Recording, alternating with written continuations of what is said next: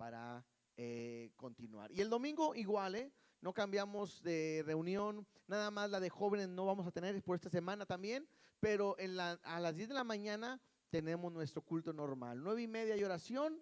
A las 10 empezamos el culto y el domingo, bueno, pues a nuestra primera reunión, ¿verdad? Vamos a celebrar lo de la Santa Cena, vamos a tener un buen tiempo y yo sé que Dios va a seguir hablándonos a nuestra vida. Así que están todos invitados y ojalá nos puedan acompañar y juntos podamos estar alabando a nuestro Dios. Muy bien, pues vámonos a la palabra, ¿sí? Vamos a la palabra del día de hoy. Estamos viendo el libro de Génesis. A mí me tocó ver el capítulo 10.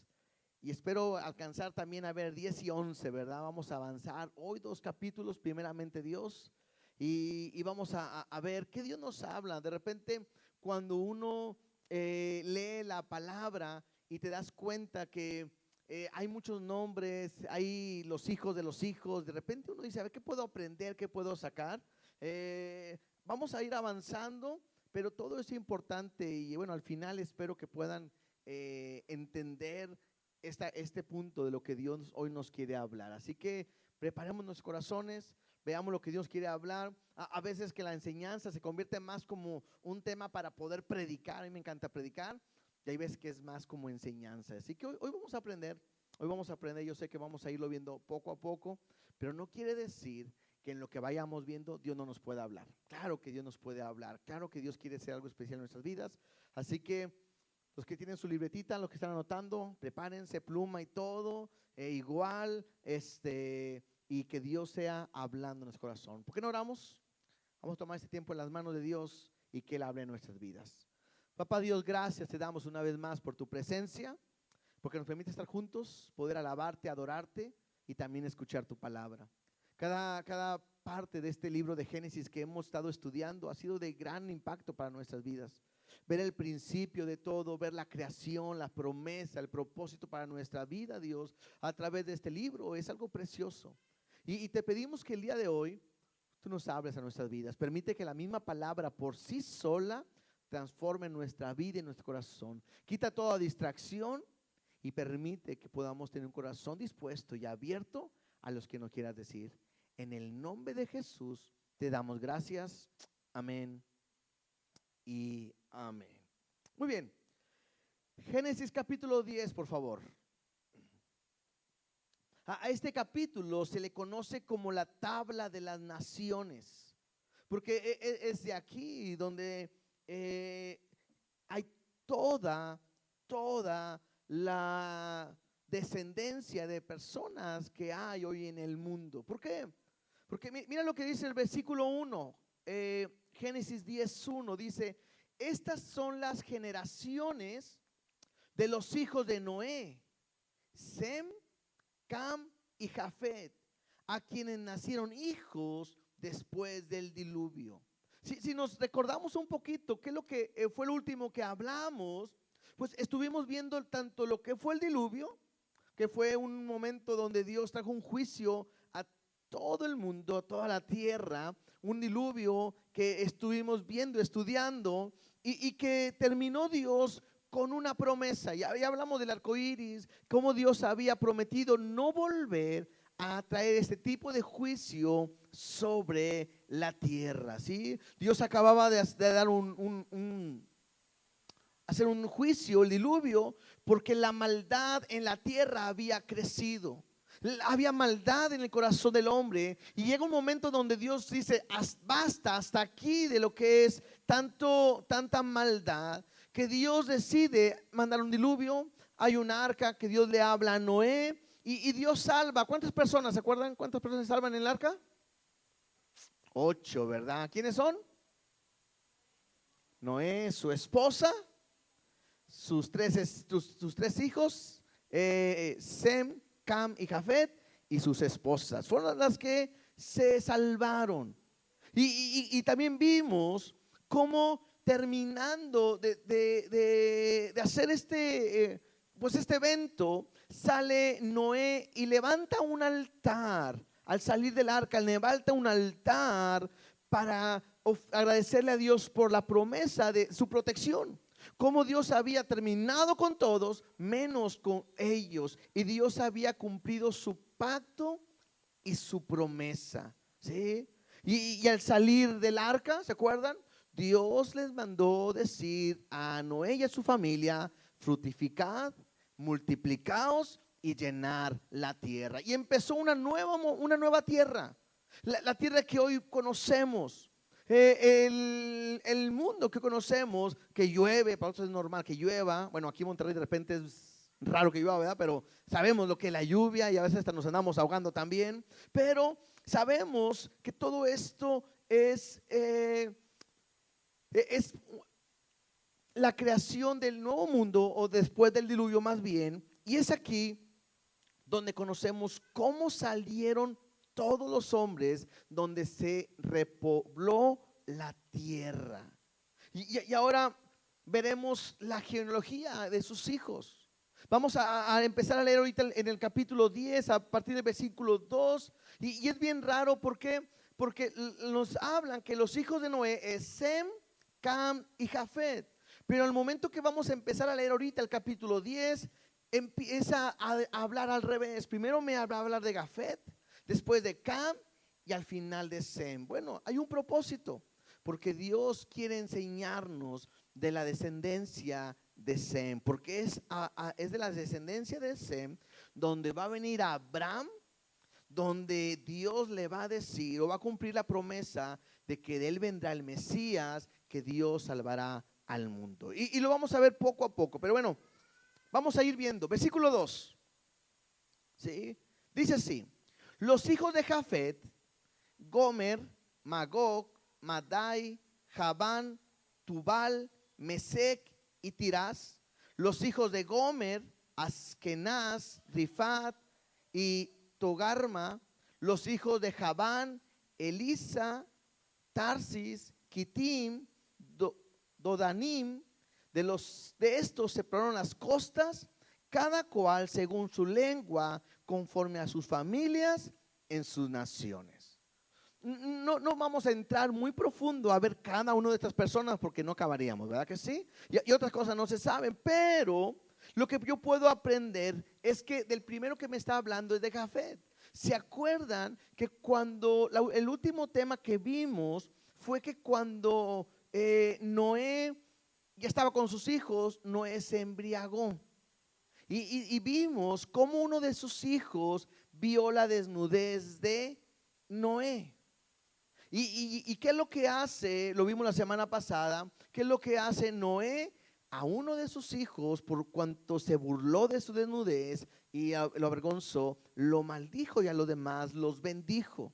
Bueno, acordaos nada más, si no lo pueden leer en el capítulo anterior, ¿sí? Pero cuando Noé bendijo a Jafet, le dijo dos cosas. Número uno, le dijo que Dios te engrandezca. Lo segundo que le dijo a Jafet es: habitarás en las tiendas de Sem. Son dos cosas que Noé le dice cuando lo bendice, en este momento que estamos hablando. Y es a partir de Jafet entonces que vienen todas las naciones que se le conocen como los gentiles. Eso es importante, ¿no? Todas las naciones. A partir de Jafet vienen todas las naciones que se le conocen como gentiles, y surgen toda la gente de la indio-europea, que tiene que ser desde lo que es la India hasta Europa Oriental, ¿sí? Simplemente como referencia, ustedes pueden buscar un poquito más. Y esto es lo que me habla de la descendencia de Jafet. Versículo 6: los hijos de Cam, Cus, Misraim, Fut y Canaán. Y los hijos de Cus, Seba, Ávila, Sapta, Rama, Sapteca. Y los hijos de Rama, Seba y Dedán, ¿sí? Bueno, aquí son otro grupo de naciones que van a surgir. De los de Cus se identifican los de Etiopía. Los de Misraim se identifican como los de Egipto. En hebreo aparece el nombre de Misra para definirse sobre Egipto, pero son la gente de Egipto. Los de Fut son los de Libia, y de Canaán son todos los pueblos de la tierra de Canaán. Y a partir de aquí hace una pausa y me habla de una persona. Mira, dice versículo 8. Y Cus engendró a Nimrod, quien llegó a ser el primer poderoso en la tierra.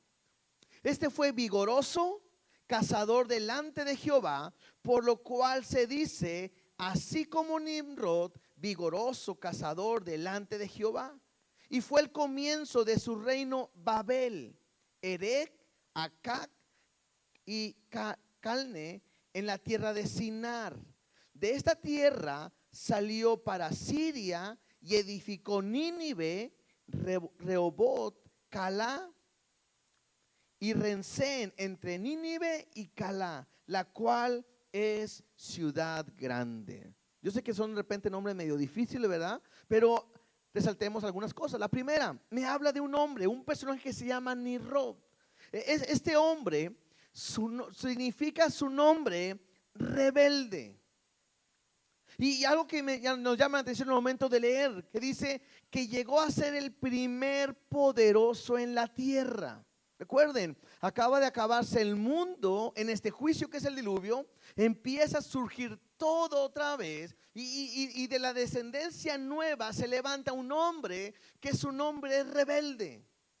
Este hombre me dice que es el primer hombre poderoso en la tierra y me dice algo importante, que era vigoroso. Era un hombre fuerte, era un hombre vigoroso y dice ahí que era un hombre, dice, vigoroso cazador delante de Jehová. Cuando uno lee esto, pues pareciera que es cazador de qué, de animales, ¿no? Ya mejor no puede decir es el primer que Daniel Boone, no sé quién de los cazadores, ¿verdad? Pero bueno, los que son más viejitos de mi edad saben quién es Daniel Boone, ¿verdad? Los nuevos no saben ni qué onda, pero bueno, búsquenlo también si quieren. Pero era de una serie y era un cazador, ¿verdad? Sí, creo que sí. Y luego, cuando vemos la palabra cazador, no se refiere a un cazador de animales, sino más bien era un cazador de hombres. Y era la manera en que este hombre se hizo poderoso. Se convierte en un guerrero, alguien que era hábil para pelear, alguien que tiene mucha fuerza, alguien que es muy vigoroso y que tenía la capacidad de enfrentar a hombres, acabar con ellos y matarlos. Y este hombre es como empieza a hacerse poderoso, porque gente que luchaba contra él o peleaba con él, él los vencía, derrotaba. Y algunos escritores o comentaristas dicen que de esta manera llegó a hacerse poderoso. Por su fuerza, por su vigor que tenía, bueno, y por su rebeldía, él se convirtió en un hombre poderoso a ser gran cazador. Ahora, ahorita que leíamos que fue un vigoroso cazador delante de Jehová, de repente nosotros pudiéramos decir, bueno, es que pareciera que Dios está con él. Cada vez que alguien dice y está delante de Jehová, pensamos en alguien que Dios está con él. Pero también en el sentido de que está delante de Jehová, me habla de alguien que está en frente a o que está en contra de. Entonces este hombre, Nimrod, era alguien que se levantó en contra de Dios y alguien que mataba gente, que guerreaba, se hizo poderoso y se hizo tan fuerte que podemos entender que él mismo estaba frente a Jehová desafiándolo. Y este es un hombre poderoso que me habla que era de los hijos de Cam, de los que fueron maldecidos, ¿sí? Y es él que a través de todo reacción o de su fuerza, él va a comenzar el reino de Babel. Que ahorita sigue en el capítulo 11, vamos a hablar un poquito del reino de Babel. Pero hay otra ciudad que no sé si ustedes se dieron cuenta que es conocida por nosotros, la de Nínive. ¿Se acuerdan cuál es la ciudad de Nínive? ¿Quién fue a Nínive? ¿A quién lo mandaron a predicar? A Jonás, ¿no? Y se acuerdan que decían que era una de las peores ciudades de la maldad, la violencia que hacían. Me acuerdo que ellos lo que hacían cuando tenían sus enemigos, una manera que ellos los vencían es que le quitaban la piel así vivos. Y era algo de lo peor. Bueno, todo esto, imagínense cuánto tiempo pasó, pero viene de esta descendencia. Y es este hombre que está en contra de Dios y que está estableciendo ciudades como Babel, como Nínive, y que se está levantando la maldad. Ahora, esto es importante resaltar, ¿no? O sea, alguien pudiera decir, espérate, se acaba de pasar, acaba de acabar Dios con toda la humanidad. Está Dios levantando una nueva generación. Está levantando Dios un nuevo grupo de personas y la maldad vuelve a estar en contra. O sea, pareciera que no ha sucedido nada. Y nos pudiéramos preguntar, ¿cómo la gente es capaz de volverse a levantar contra Dios cuando Dios acaba de hacer algo? Y te digo, muchas veces nosotros somos así. A veces no salimos de una cuando ya nos estamos metiendo a otra. Es increíble porque nosotros sabemos lo que Dios hace con aquellos que son desobedientes. Sabemos lo que Dios hace con aquellos que son adúlteros, que son fornicarios, que son rateros, que son mentirosos, que son hechiceros. Dios sabe lo que hace con todos ellos. Sabemos lo que Dios hace con aquellos que son rebeldes, con aquellos que son mentirosos. Y sin embargo, a pesar de que nosotros sabemos, muy a menudo caemos en los mismos problemas y dificultades, bueno, en el mismo pecado. Y muchas veces no es un pecado que haya sucedido en otra persona. Muchas veces apenas vamos siendo de un pecado cuando nosotros mismos caemos en lo mismo. Entonces, la maldad en el hombre es algo que está latente y es constante. Lo que hay en el corazón del hombre siempre es maldad. Por eso nosotros cada día necesitamos más de Dios. Sigamos leyendo, versículo 13. Misraim engendró a Ludim, y a Naamín a Lebamín, y Naftuim, y Patrusim, y Casluim. Aquí el que quiere ayudarme a leer puede pasar, ¿verdad? Está medio raro todo esto. Dice, de donde salieron los filisteos y a Caftroim, ¿verdad? Aquí dos cosas podemos aprender. Una, a leer bien. Y otra, aquellos que no han tenido hijos y le quieren poner un nombre a su hijo, aquí lo pueden sacar, ¿verdad? Lo que me llama la atención del versículo 14 que dice, de donde salieron los filisteos. Hay un filisteo famoso. ¿Quién es el filisteo famoso? Goliat, ¿sí? Un chaparrito así, ¿verdad? No, un grandotote, ¿verdad? Goliat. Era de los filisteos, el más conocido. Versículo 15. Y Canaán engendró a Sidón, su primogénito, a Ed, al Jebuseo, al Amorreo, al Gergeseo, al Ebeo, al Araseo, al Cineo, al Arbadeo, al Semareo y al Amateo. Y después se dispersaron las familias de los cananeos. Bueno, en esta región de los cananeos son los que se conoce o viven la región de los de Palestina. Y todos estos, los de Canaán, son los que se enfrentaron constantemente al pueblo de Dios. Si tú lees la historia, todos ellos se levantaban contra el pueblo de Dios. Los primeros que vimos, acuérdense, hablamos de gentiles.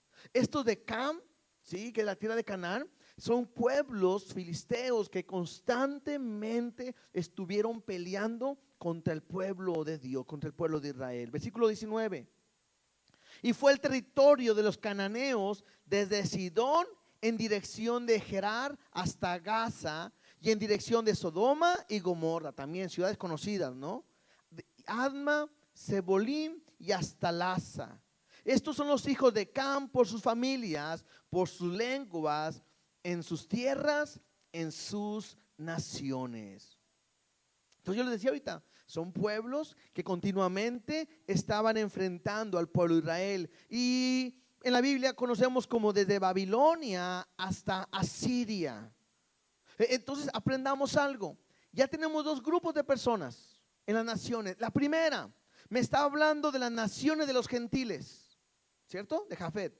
La segunda, me está hablando de aquellos que, todas naciones que enfrentaron al pueblo de Israel, que son los hijos de Cam. Versículo 21. Y también le nacieron hijos a Sem, padre de todos los hijos de Eber y hermano mayor de Jafet. ¿Sí? Entonces, me habla que a este grupo o a los hijos de Sem se le conoce como dos títulos.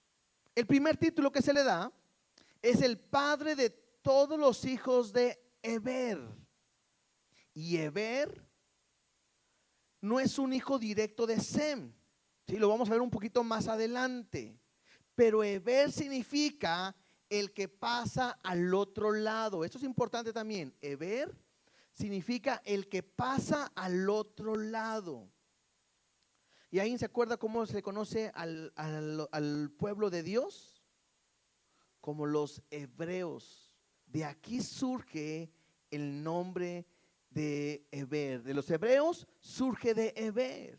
Y de aquí va a salir Abraham. Y de aquí, bueno, serán padre de todas las naciones.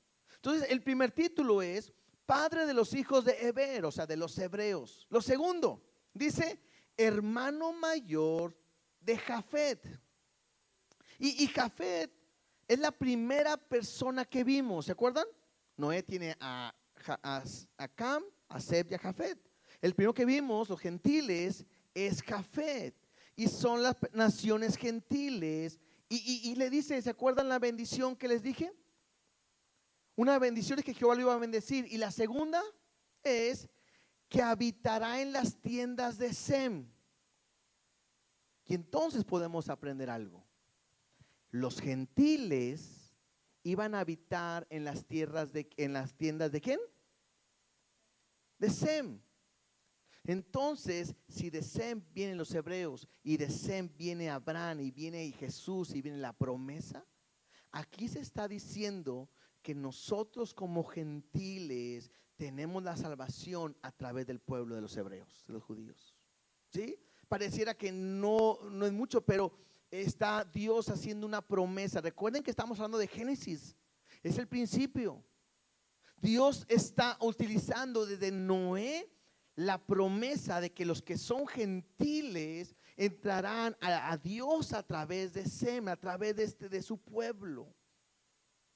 Y es aquí donde entra esto. Versículo 22, sigamos leyendo. Y los hijos de Sem fueron Elam, Asur, Arfaxad, Lud, Aram. Y los hijos de Aram, Uz, Hul, Geter y más. Pregunta de examen. ¿Alguien se acuerda en qué libro aparece o quién es de Uz? Job. ¿Sí? Si usted estudia Job, se habla de la tierra de Uz. Entonces, de aquí viene Job. Versículo 24. Arfaxad engendró a Sala y Sala engendró a Eber, es el que ahorita dijimos al principio. Y a Eber nacieron dos hijos. El nombre de uno fue Peleg, porque en sus días fue repartida la tierra, y el nombre de su hermano Joctán. Ahora, aprendamos ahorita o veamos esto. Me dice que el nombre de uno fue Peleg. De Peleg viene Abraham. El nombre de Peleg significa división. Incluso dice aquí, porque en sus días fue repartida la tierra.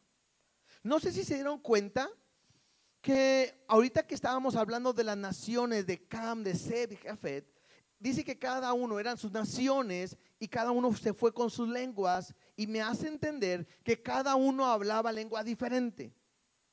Pero ahorita que veamos el capítulo 11 de Génesis, me habla de que todos tenían una misma lengua. Entonces esto hace entender algo, que en el capítulo 11 que vamos a ver más adelante, que es la Torre de Babel, sucedió en medio del capítulo 10.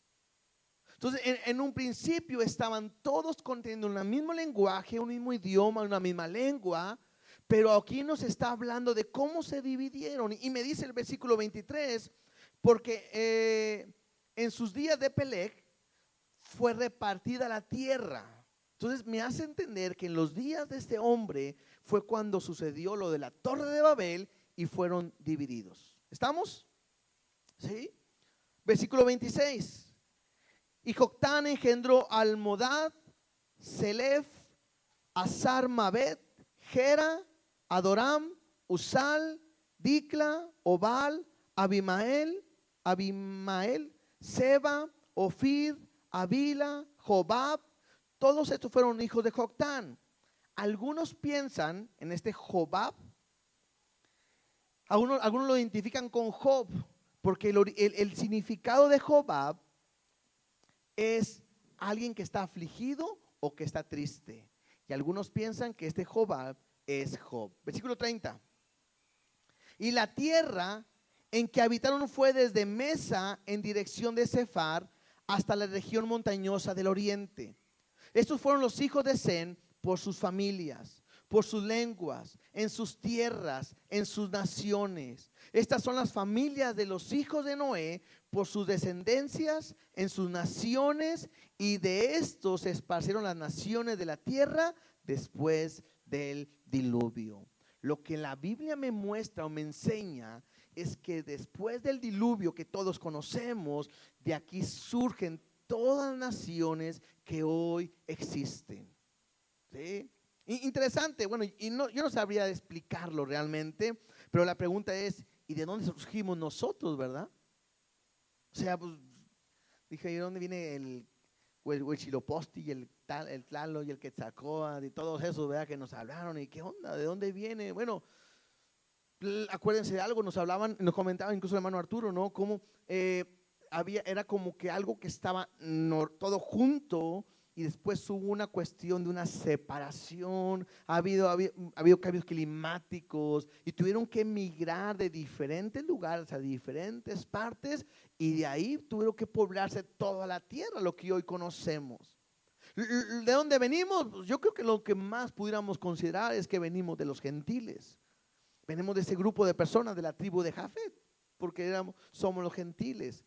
Pero algo que nos ayuda a entender, que Dios le dijo a Abraham: en ti serán benditas todas las familias de la tierra. Entonces es a través de él que ahora nosotros quizás no, ahora podemos tener también vida, ¿no? Entonces, este es el capítulo 10. El capítulo 11 me habla de una rebelión. Ahorita hablamos de Nimrod, el rebelde que establece esto, y es una rebelión. Y mira lo que dice el versículo 11, capítulo 11, versículo 1. Tenía entonces toda la tierra una sola lengua y unas mismas palabras. Lo que le decía ahorita, ¿no? Toda la tierra tenía una sola lengua. Todos tenían la misma palabra, todos se entendían. Pero que probablemente en los tiempos de Pelé, que ahorita estábamos hablando, fue cuando sucedió esto y hubo una separación. Dice, y aconteció que cuando salieron del oriente, hallaron una llanura en la tierra de Sinar y se establecieron allí. Algo que yo quiero que podamos quizás ver hoy, una aplicación del capítulo 11, es que así como hemos visto el primer creación del hombre, como vimos el primer asesinato, ¿se acuerdan? También vimos la maldad, hemos visto muchas cosas de parte de Dios. Bueno, creo que aquí está empezando, por primera vez se ve el tema de la religión.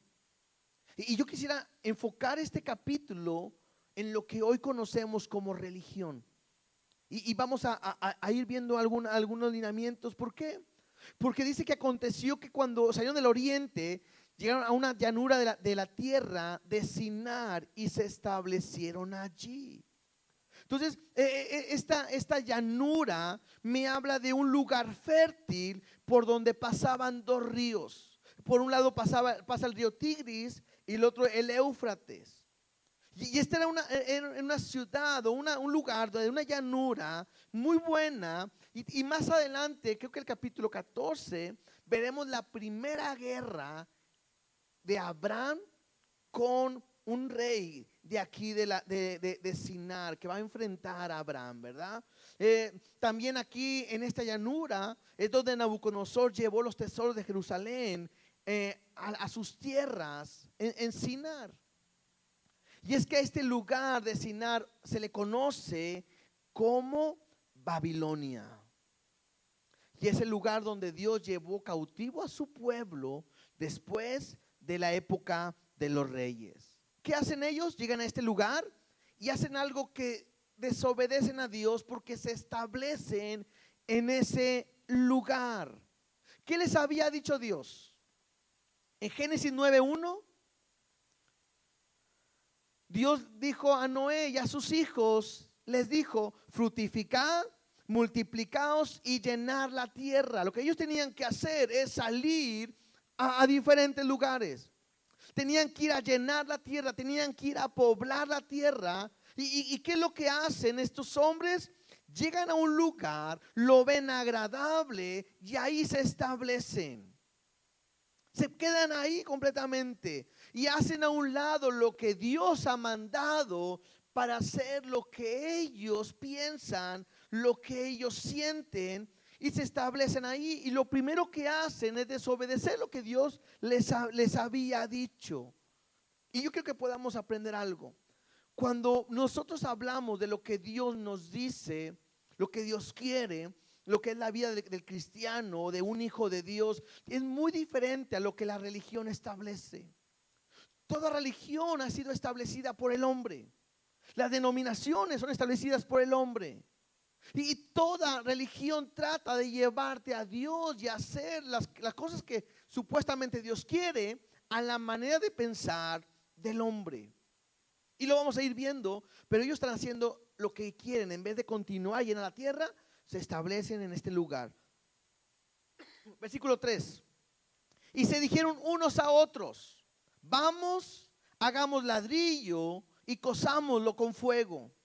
Y les sirvió el ladrillo en lugar de piedra y el asfalto en lugar de mezcla. Y dijeron: vamos, edificamos una ciudad y una torre cuya cúspide llegue al cielo.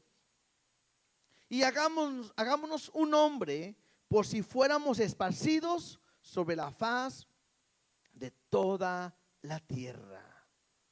Entonces, lo primero que me llama la atención es que los primeros hombres de la tierra no eran así como los que ahora nos dicen cavernícolas, ¿verdad? No, estos sabían lo que hacían. Y ellos preparan algo. Dice ahí que ellos querían edificar una ciudad y una torre que querían llegar al cielo. La segunda cosa que me dice es: querían hacerse un nombre, hacerse famosos por si eran esparcidos. Y entonces empieza a surgir algo. Ellos construyen algo, pero en su fuerza. Hay una aplicación que podemos poner, es que cuando Noé salió del arca, construyó a un altar, pero lo construyó con piedras, algo que estaba ya listo. Forma las piedras y en ese altar de piedra levanta un altar a Dios, en el cual Dios recibe el olor grato y es aceptable. Estos hombres no. Estos hombres quieren hacer algo en sus manos, en sus fuerzas. Quieren hacer ladrillo, quieren coser, quieren preparar algo diferente a lo que quizás Dios había establecido, y tienen un solo propósito: quieren subir al cielo. Quieren llegar a donde está Dios. Y a eso se le llama religión. Porque lo que hoy el hombre quiere hacer día a día es tratar de llegar a Dios a través de ¿qué? De su fuerza, de su manera, de sus creaciones, de su conocimiento, en base a lo que el hombre piensa. Y este grupo de hombres, estas personas que están aquí, tienen un mismo lenguaje, tienen una misma mentalidad, y dicen ellos: edifiquemos una ciudad. No es la primera vez que alguien edifica una ciudad. ¿Se acuerdan que hace una semana vimos que alguien edificó una ciudad? ¿Se acuerdan de quién? De Caín. Caín edificó una ciudad y le edificó y le puso el nombre de ¿qué? De Enoc, que era su hijo. Y vimos que esa ciudad que edificó Caín cuando fue regañado por Dios, y que edifica una ciudad, fue una ciudad que solamente pensaba en el hombre, enfocado en el hombre, y vimos que en ningún momento estaban pensando en Dios. Bueno, en este momento pasa lo mismo. Aparentemente aquí se aparece Dios porque quieren llegar al cielo. Pero pareciera que Dios no es importante, sino lo importante es sus sueños, sus planes, sus proyectos, su deseo. Y ellos quieren edificar una ciudad y una torre que llega al cielo. Ahora, literalmente no querían llegar al cielo. ¿Por qué? Porque si ellos querían llegar al cielo, literalmente, no hubieran hecho una construcción en una llanura, sino se hubieran ido al lugar más alto para ahí, pues empezar, estaba más rápido llegar al cielo. Sino que ellos estaban buscando cómo llegar a Dios, pero con su esfuerzo y a su manera. Ellos dicen, hagamos un nombre. O sea, vamos a hacernos famosos. Recuerden que están hablando de Nimrod, de que edificó la ciudad, de un hombre rebelde, poderoso. Hablamos de un hombre que quiere llegar al cielo en sus propias fuerzas. Y ellos dicen, vamos a hacernos famosos. Ahora, no es malo edificar un edificio. Lo malo es tratar de hacer las cosas a la manera que uno piensa y no a la manera en que Dios quiere. Y cuando yo estaba estudiando esto, yo meditaba y decía, creo que es el punto importante de esta enseñanza, el saber es cómo estás tratando de llegar a Dios. Estás llegando, la manera de llegar a Dios es tan sencilla y tan fácil. La manera de llegar a Dios es a través de Jesús y no hay otra manera. Pero de repente la gente, no sé si la iglesia, pero la gente está tratando de llegar a Dios a través de donativos, a través de su esfuerzo, a través de buenas acciones, a través de portarme bien, a través de no hacer tal cosa o hacer tal cosa. Y de repente en nuestro esfuerzo queremos agradar a Dios y a veces no lo logramos. La religión es así. Porque la religión siempre te lleva a hacer algo más. Acuérdate de algo. Todo lo que te digan de Cristo más algo más no es salvación, sino es religión. Por ejemplo, un ejemplo, ¿no? No es que si tú crees en Cristo, pero aparte cambias tu manera de vestir, vas al cielo. Error. No es que si tú vienes a Cristo y aparte vienes a la iglesia para que seas salvo. Error. Si tú vienes a Cristo y aparte das dinero para ser salvo. Error. La más fácil, si tú vienes a Cristo y te bautizas, vas al cielo. Error. Si tú vienes a Cristo y hablas en lenguas, vas al cielo. Error. Porque Dios me muestra que Jesús es el camino, la verdad y la vida, y nadie va al Padre sino es solamente a través de Él. Y lo que yo veo es esto. Porque la religión te invita a hacer obras para llegar al cielo. Y lo más malo es que una religión nunca te da la seguridad de que vas a llegar a Dios. ¿Por qué?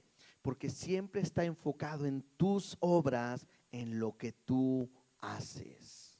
¿Sí?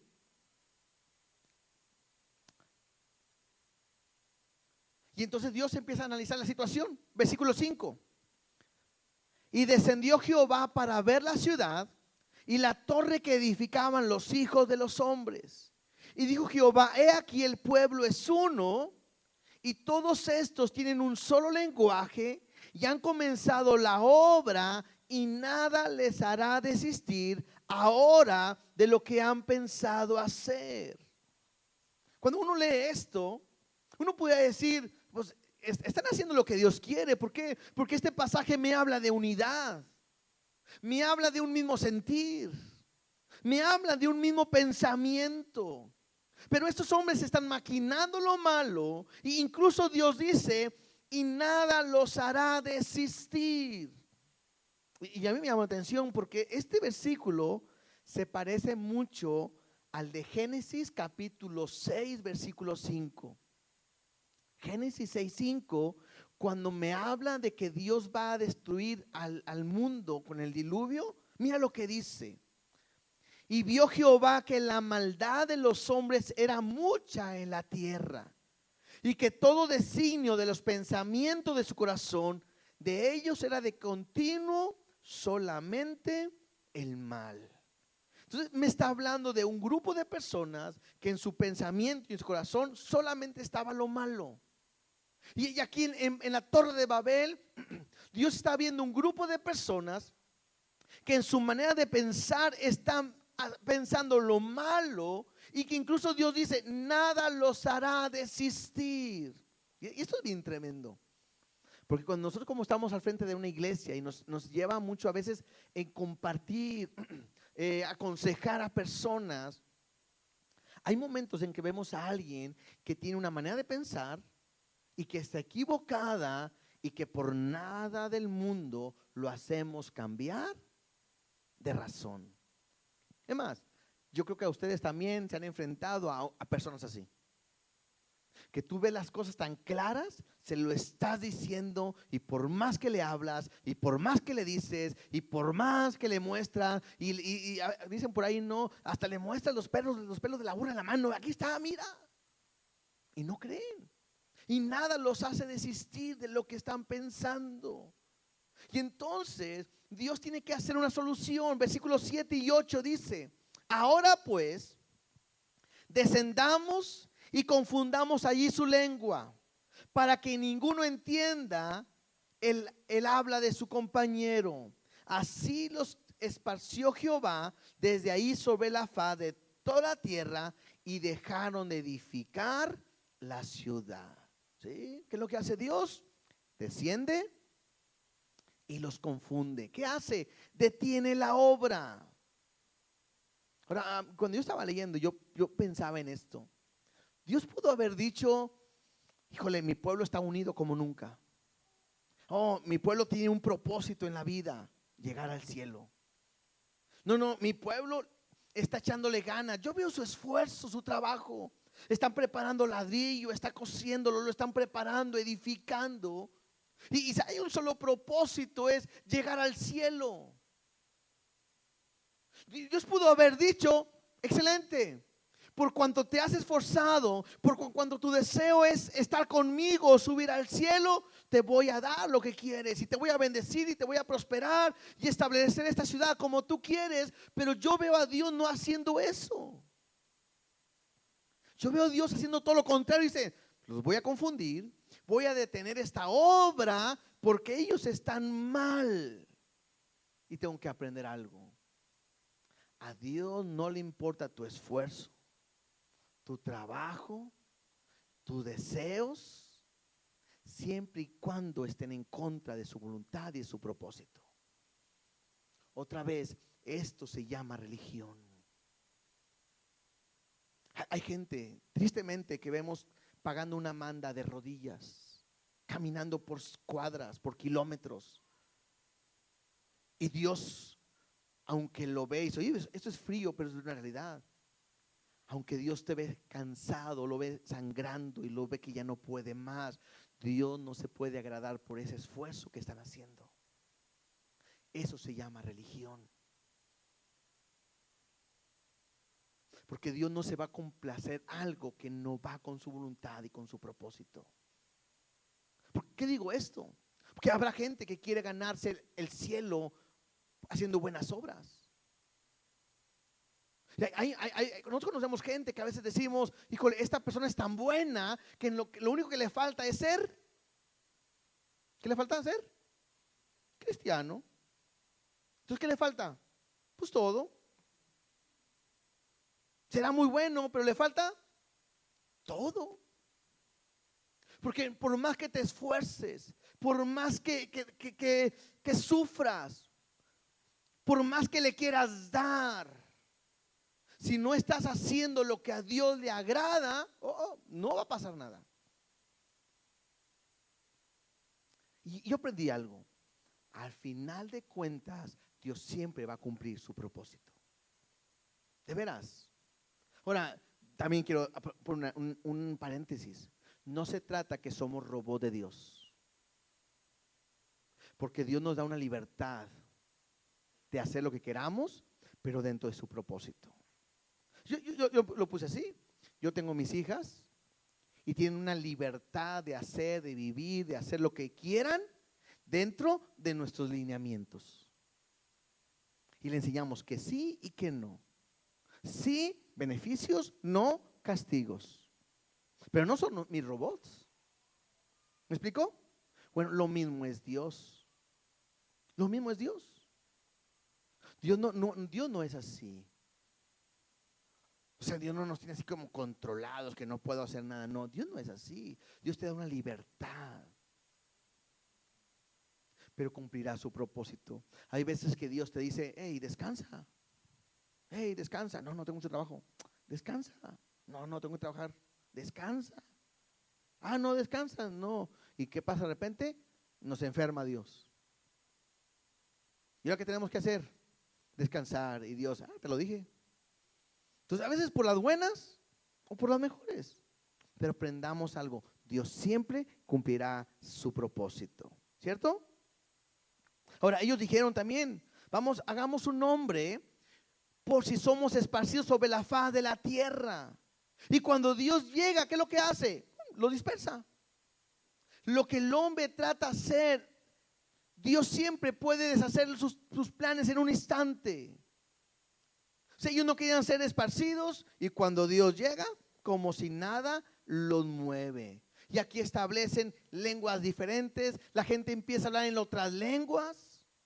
¿Sí? Yo no sé cuál fue la que estaba ahí, si es el español, el inglés, pero bueno, hablaron en otras lenguas, no se entendían y hizo Dios que ellos desistieran de hacer la obra que estaban haciendo. ¿Sí?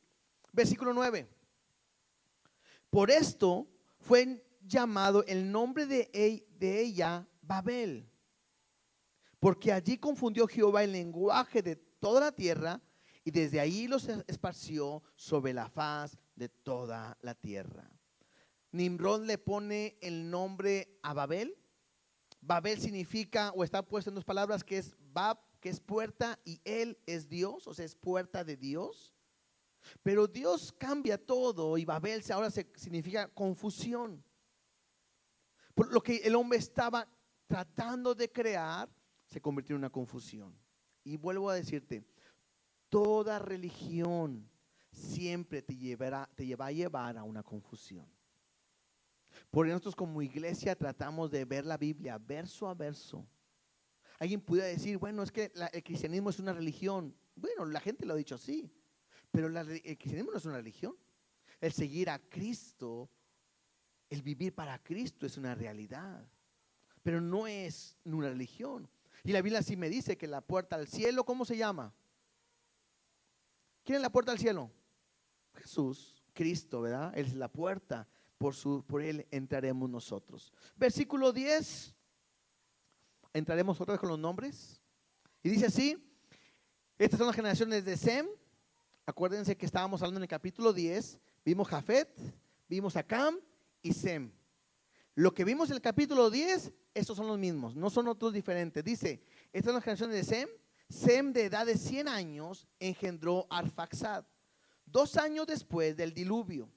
Y vivió Sem, después que engendró a Arfaxad, 500 años y engendró hijos e hijas.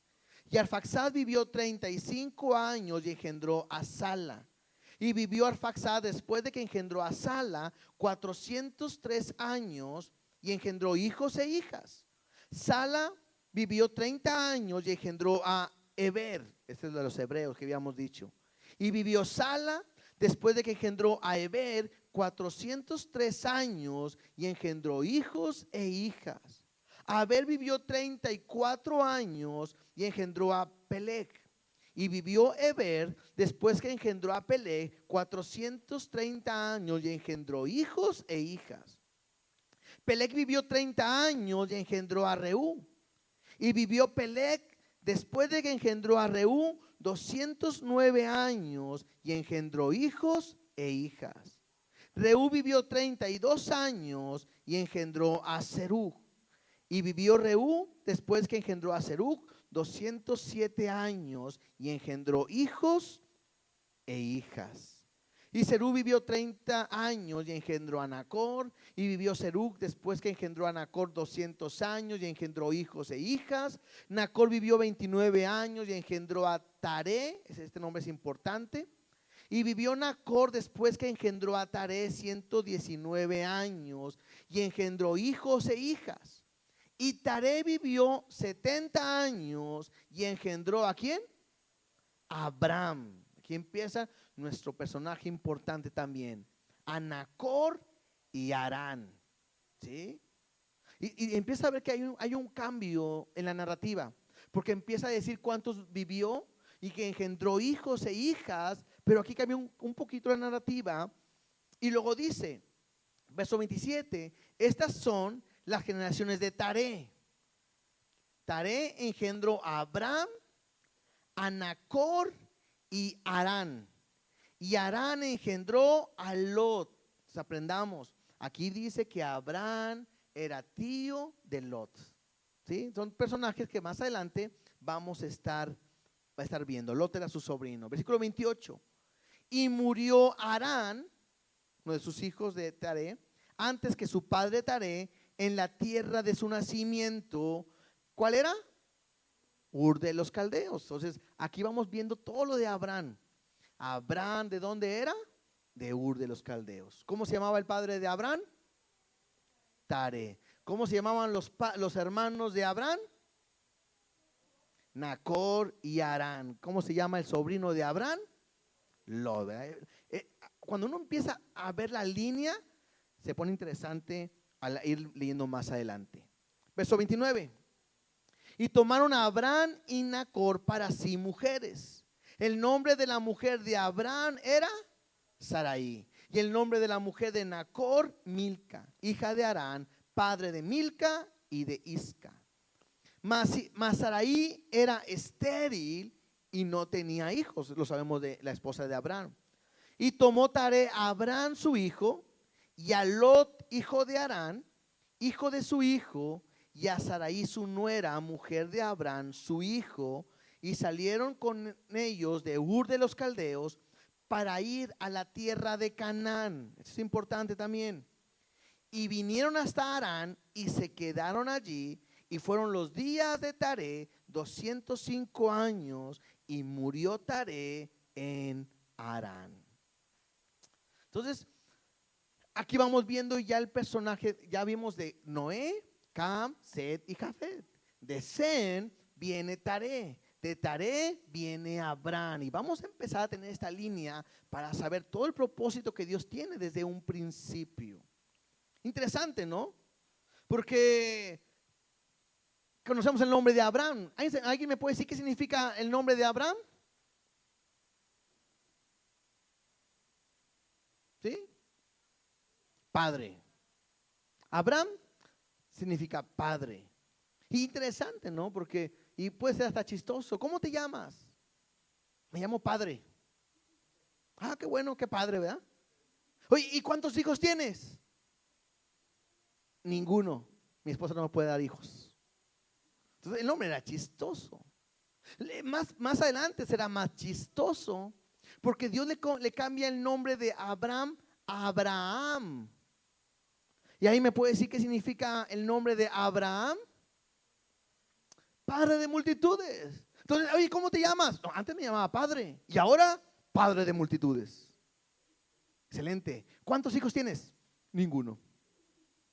Pero así se llama, ¿sí? Y bueno, es todo otra vez, todo un proceso en el cual Dios lo va a llamar. El nombre de su esposa, Sarai, significa princesa. Y todo va a esto, pero interesante. Vamos tantito a Génesis 12. No crean que lo voy a leer todo, nomás vamos a leer 3 versículos para que no me quiero adelantar. La próxima semana debe venir hermano Arturo para continuar con todo esto.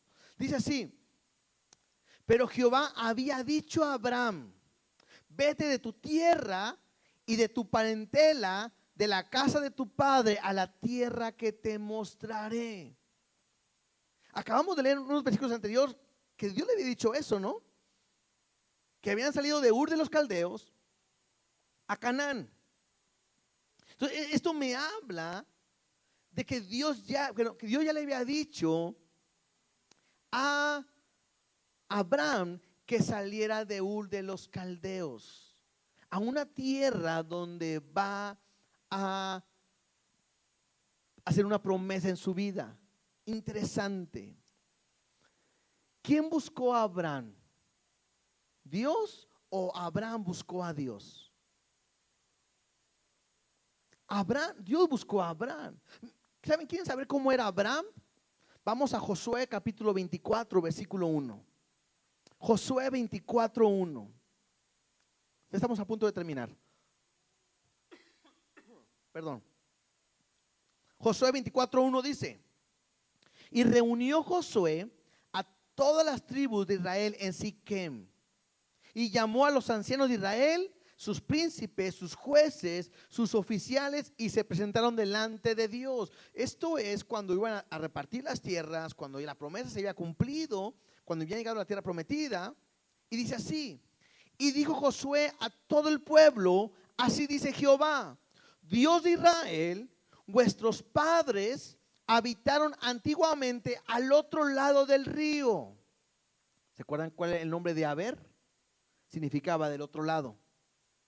¿Sí? De los hebreos que dijimos, de Aber vienen los hebreos, y significaba del otro lado. Josué está diciendo: vuestros padres habitaron al otro lado del río, esto es Taré, padre de Abraham y de Nacor, y servían, ¿a quiénes servían?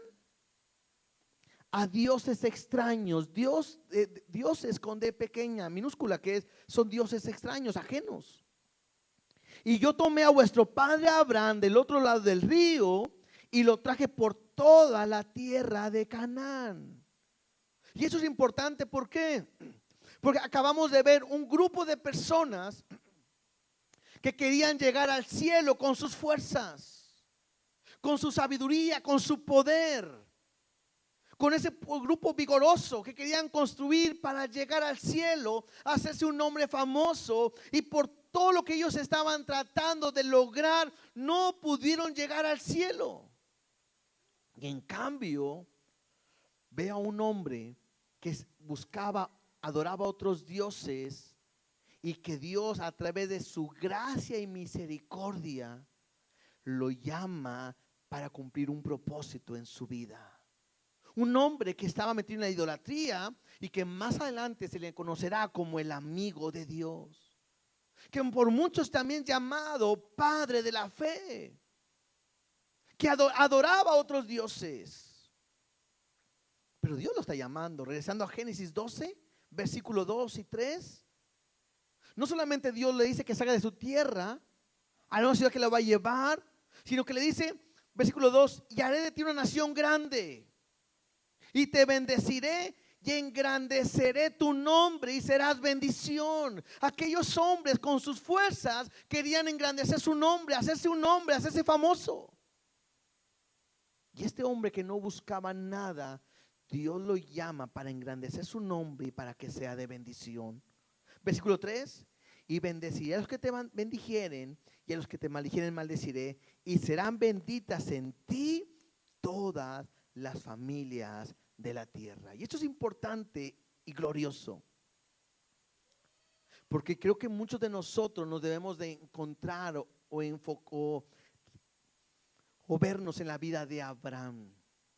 Muchos de nosotros no buscábamos a Dios. La Biblia me dice: no hay quien busque lo bueno, no hay quien busque a Dios. Sin embargo, Él se ha puesto su mirada en nosotros. Es una bendición. Por cuanto hay gente que con sus propias fuerzas quieren ganarse el cielo, nosotros lo hemos recibido por amor, misericordia y por su gracia. Y tengo que aprender algo. Y es tan claro. La única manera de llegar al cielo es a través de Cristo.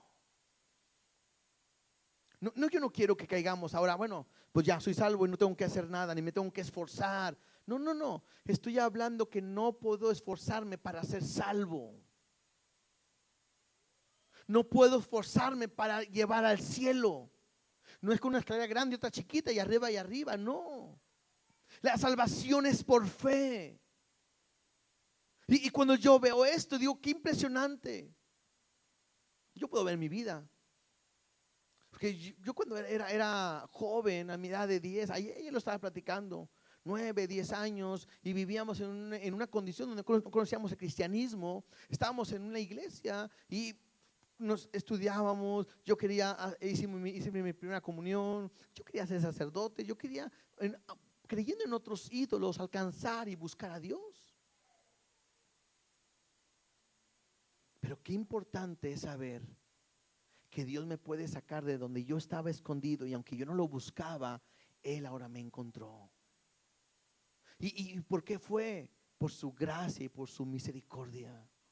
¿Cuántos de ustedes estaban perdidos en el mundo, en las drogas, en el alcohol?